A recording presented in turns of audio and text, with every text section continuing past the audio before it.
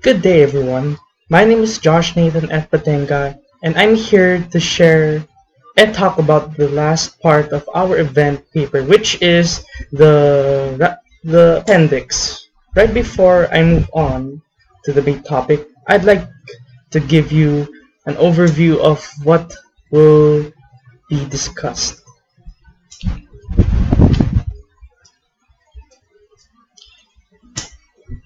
First, I will be talking about the definition of an appendix or what it means.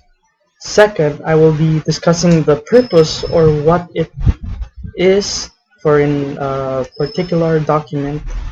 Third, I will be establishing where appendix is mostly or most commonly found.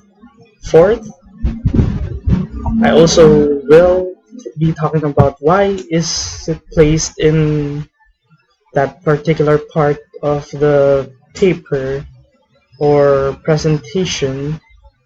Fifth, I will be discussing what can be included in the appendix. Sorry.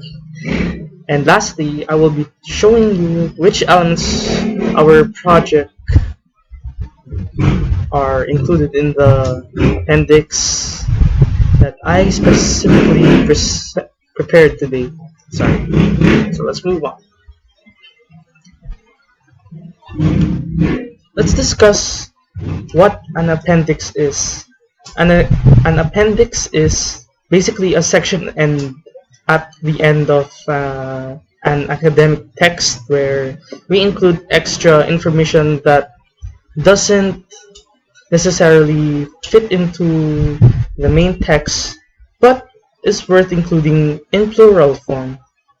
We call it appendices. Let me explain it furthermore on the next slide. An appendix is a raw data or extra information generally provided at the end with references in the main text. An appendix in collaborative or group work like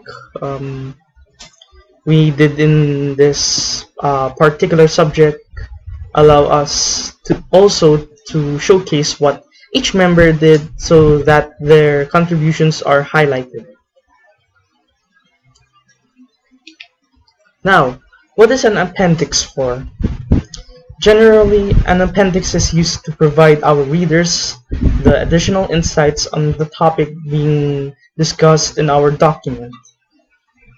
In addition, it showcases what the individual members did to put this particular group together or group project together. Now, let's move on to the placement or where we should find the appendix on a written document or a presentation.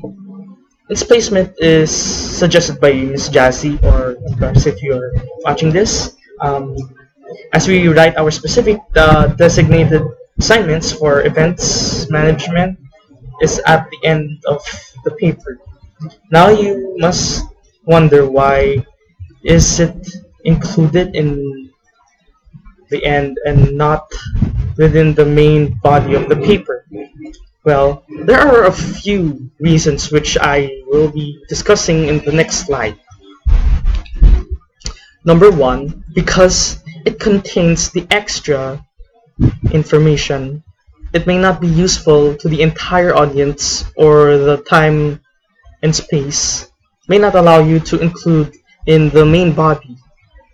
Number two, because it only supports the important points in our paper, but not everybody would be interested in reading that extra area or extra information. Number three, because including it in the main body would make it irrelevant when it is not really useful for everybody, except if other readers are looking to copy or refer to the appendix for future academics submissions, especially when they have absolutely no idea how to make any of its elements. And I think I'm gonna need the water for a while. So while waiting for that, I'll continue to the next slide. It also used in PowerPoint presentations, and same placement and referencing rules are applied in this type of work too. Next, teachers or presenters will have options to hide or show in particular. And lastly, show letters as an image in presentations, but submit in full if it's a document. Excuse me, I have to drink water. Every presentation, you always have to prep water when you're gonna speak announcement to other people. Okay, next slide. Okay, now you must wonder what things can be included in an appendix. You can include any or all of the types mentioned below as part of your appendix in the paper, depending on the need, and here are the general inclusions. First one is text or paragraph, graphs or charts. So next, examples with images, photographs, and illustrations, drawings, diagrams, and maps, links to website, list of suggested reading is the last one, of course.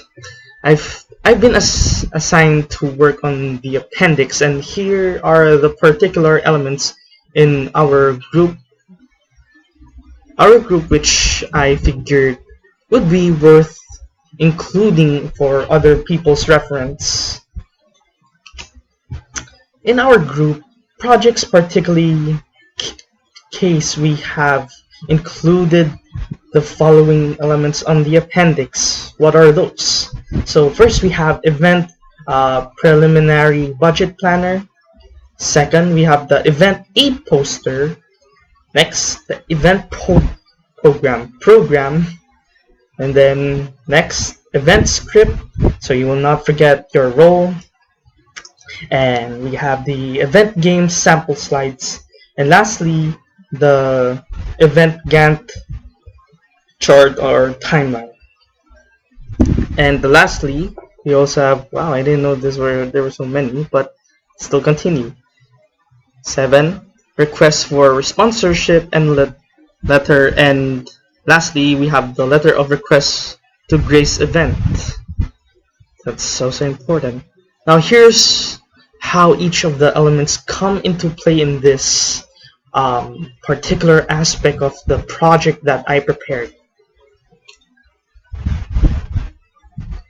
So this is how it looks like on our project, because appendix is basically the 9th portion of our project. I categorized each element as 9.1, 9.2, 9.3, and so on and so forth, as you reach to the last part of the appendix contents. So let's move on to the next. First, we have the event budget, which outlines the revenue we hope to collect, the expenses we foresee ourselves spending, and the income we hope to generate after.